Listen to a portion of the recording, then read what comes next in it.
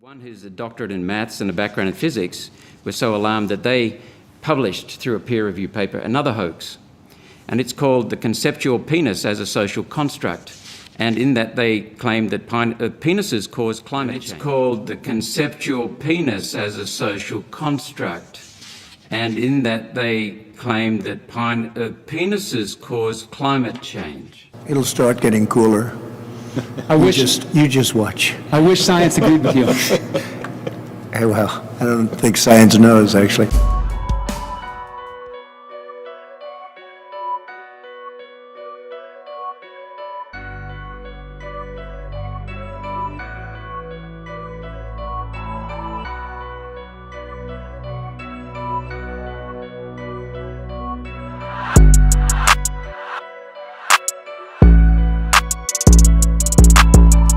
And this is not, and we've known each other too long, and as you suggest, the working relationship I value.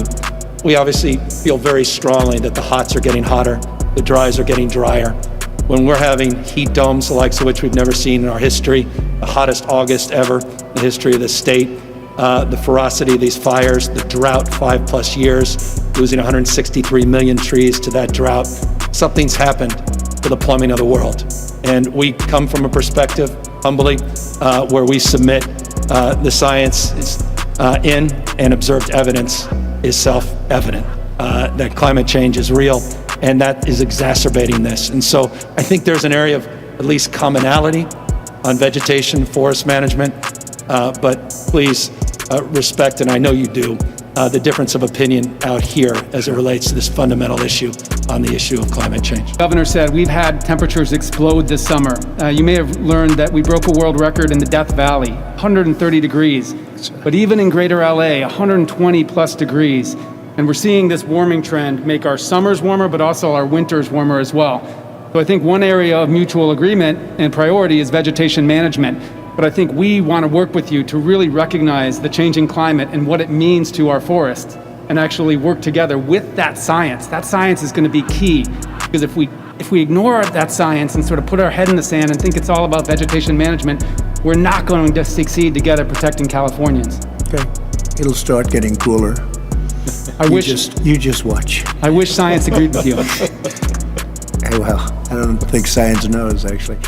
On climate change, I saw the CBS interview.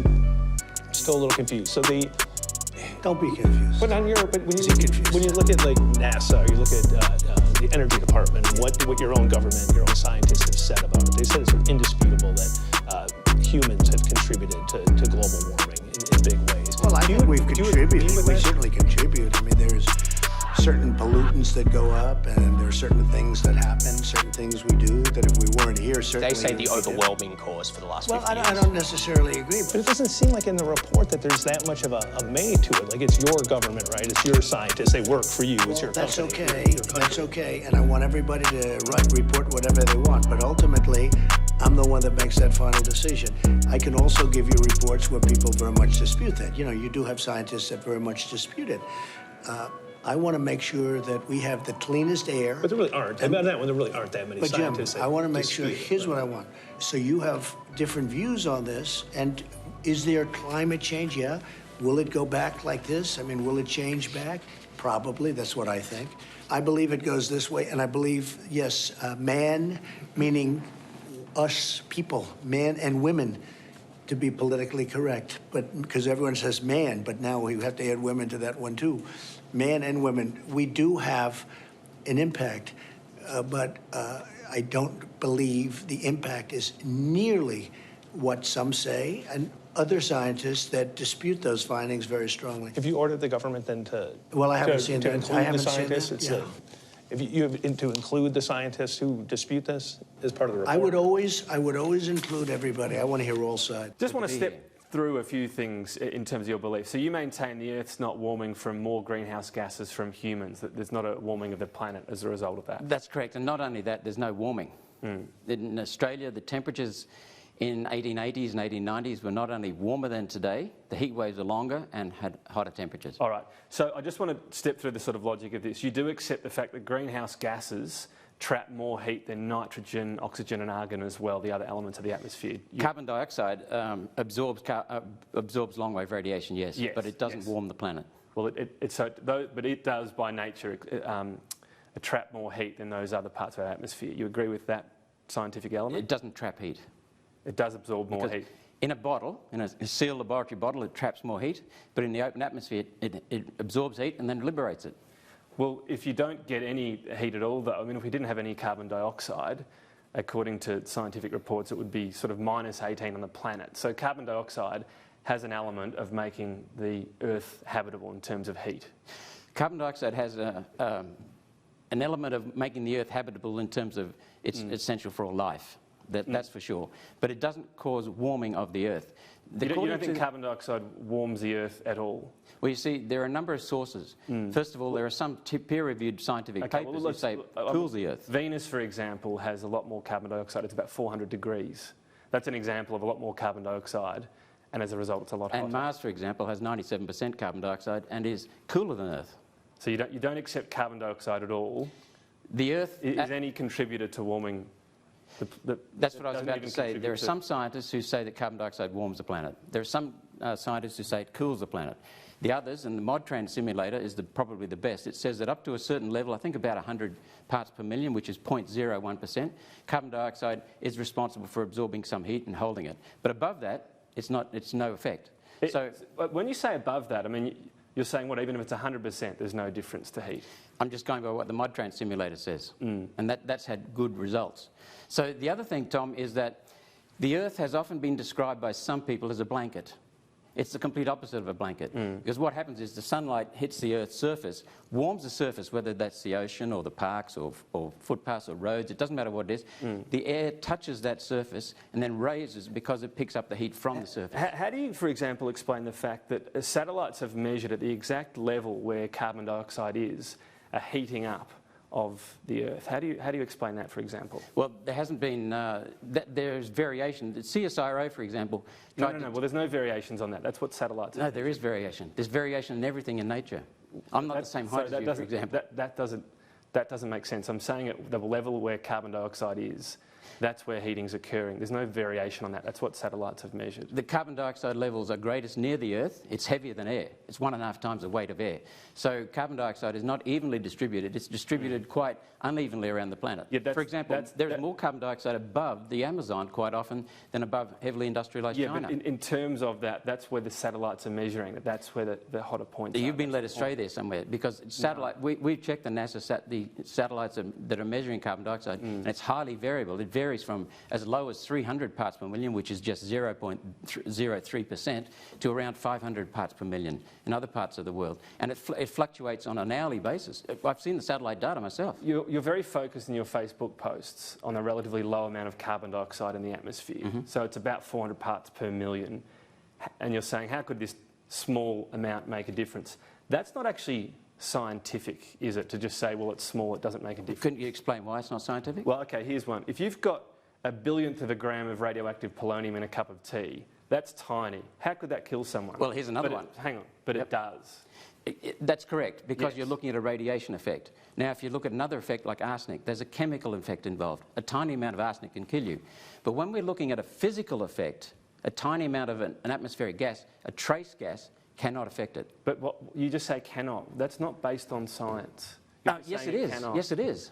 It is, because the empirical evidence states that the temperature is not increasing. And the other thing is... That's not true, though. That's not true. It is. The empirical evidence doesn't suggest that it's not heating. The empirical evidence shows that it was warmer, for example, in the United States in the 1930s and 40s. 70% of America's state records... Let's go through the Tom, let me records. answer your question, please. The 70% of American states' record temperatures were in the 30s and 40s, have not changed. That's not true either in an annual basis. That's not true.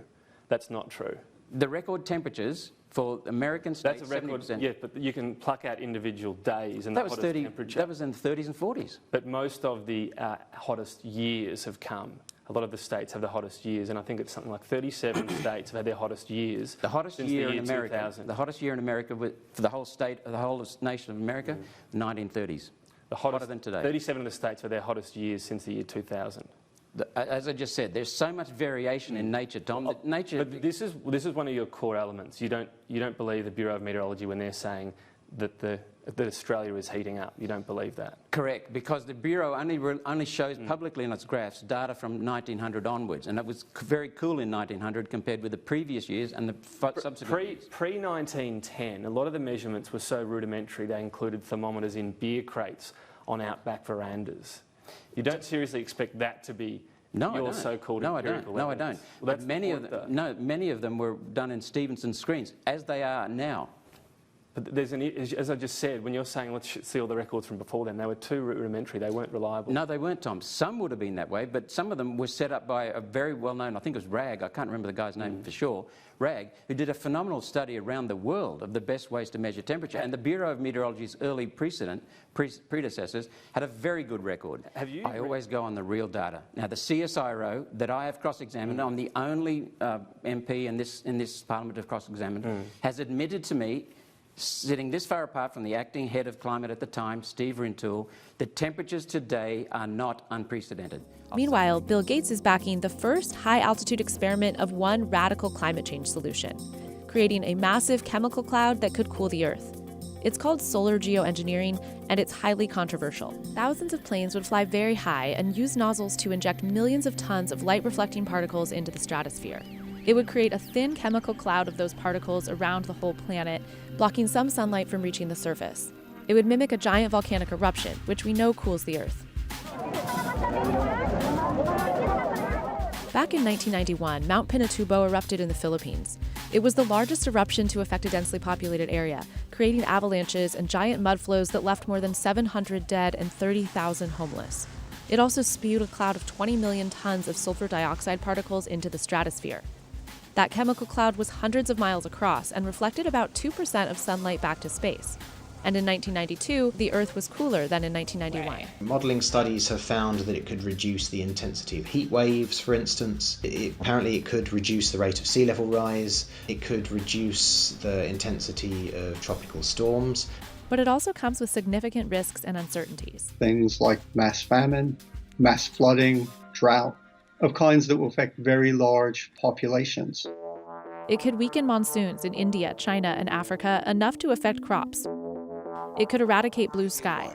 And if the global community decides it should stop? So you stop injecting it, and after a year, the cloud is gone, and you get this rapid warming at a rate much faster than you would get if we had done nothing. If you've taken out the greenhouse gases that are adding to the warming, then the temperature won't go up, it'll stay what it is. So if we don't stop emitting greenhouse gases into the atmosphere, we don't try as hard as we can to do that, then there's no point in doing solar geoengineering. You can also compare it to direct air carbon capturing, another climate change solution backed by Bill Gates and by big oil. It involves sucking billions of tons of carbon out of the air.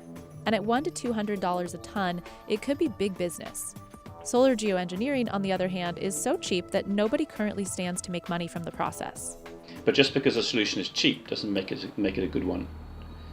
It's cheap and dangerous. It basically affects the whole planet with one project. So that is not necessarily a situation that has a lot of profit opportunity, right? Because there's not going to be a lot of different people that can do it and compete in a marketplace. And annual global funding has gone up from $1 million in 2008 to $8 million in 2018, with the majority of that funding coming from the US. Other radical attempts to control climate change have been tested in the past, like when one California businessman dumped 100 tons of iron dust in the Pacific to spawn the growth of carbon-absorbing plankton.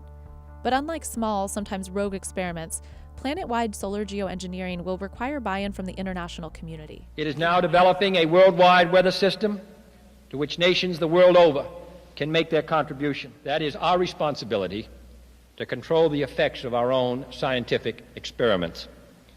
For as science investigates the natural environment, it also modifies it. And that modification may have incalculable consequences for evil as well as for good. In the past, the problem of conservation has been mainly the problem of human waste, of natural resources, of their destruction. But science has the power for the first time in history now to undertake experiments with premeditation which can irreversibly alter our biological and physical environment on a global scale. We must, for example, balance the gains of weather modification against the hazards of protracted drought or storm. The government has the clear responsibility to weigh the importance of large-scale experiments to the advance of knowledge or to national security against the possibility of adverse and destructive effects. The scientific community must assist the government in arriving at rational judgments and interpreting these issues to the public, and we will make every effort to publish the data needed to permit open examination and discussion of proposed experiments by the scientific community before they are authorized. Talking about climate change yesterday, and now we're learning that scientists and researchers are looking at how to change the weather on purpose. That's right. Lasers now could one day manipulate rain and lightning. Well, instead of doing a rain dance, we physicists are firing trillion-watt lasers into the sky to actually precipitate rain clouds and actually bring down lightning bolts. This is potentially a game changer. But this is experimental. It's experimental. However, in the laboratory so far it works.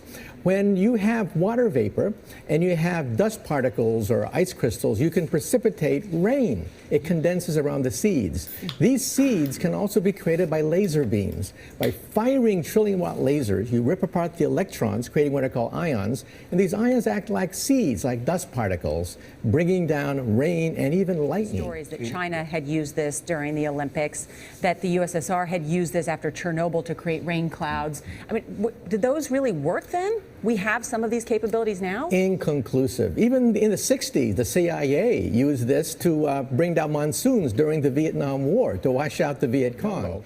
We're actually using trillion-watt lasers now. And in the laboratory, sure enough, they precipitate rain out of water vapor.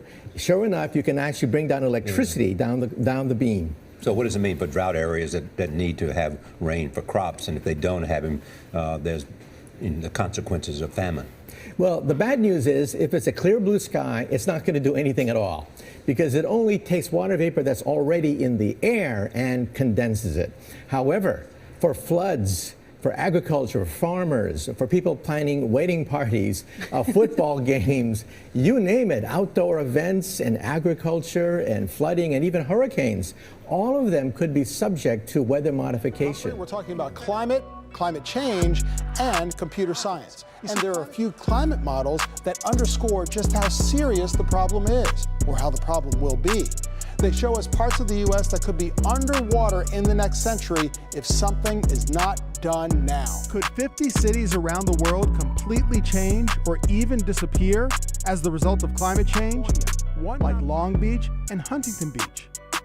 This model shows the Santa Monica boardwalk underwater. Projections climate scientists say could come true in the next few centuries if temperatures and sea levels rise without humans intervening. The projections range from 1 to 4 degrees of warming, with the worst-case scenarios showing seas rising by more than 20 feet.